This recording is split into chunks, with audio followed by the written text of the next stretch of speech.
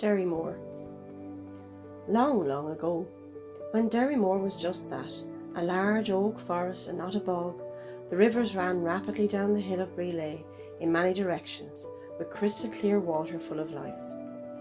The trout jumped high in the air and into the hands of those waiting because of the abundance of them. Many came to the area because food was plenty and the soil was rich for planting. The hill itself shone in the moonlight with quartz, guiding the journey of the faithful, who worshipped their gods on its top. The top which surveyed the high fields and many prosperous forts in it and around it. The rivers were used to navigate to the larger Camlin and Inny, which too made their way to the Shannon, and many boats came up and down while more and more people settled under the watchful eye of their gods. Soon some of the invaders who had made their larger towns, now cities, along the coast came up the rivers and settled in homesteads along the River Camlin and at the foot of Brelay. They brought their new crafts and skills to the area.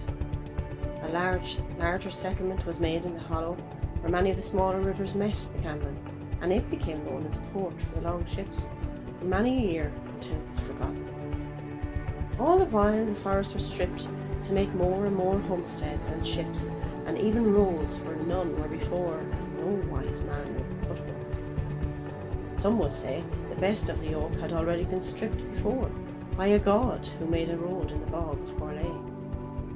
The forests disappeared into memory, and the land slid into the rivers, and the rivers rose and took more as they struggled to flow. What were once vibrant, lively passageways for man and beast, full of life and food, became smaller and darker with mud. It was forgotten that they were as such as the people moved to where the more forest grew and more rivers ran, so the earth changed her shape to the bogland we now know so well. And yet still we call that land Derrymore, on Derrymore, the big oak forest, in memory of what our forefathers saw long, long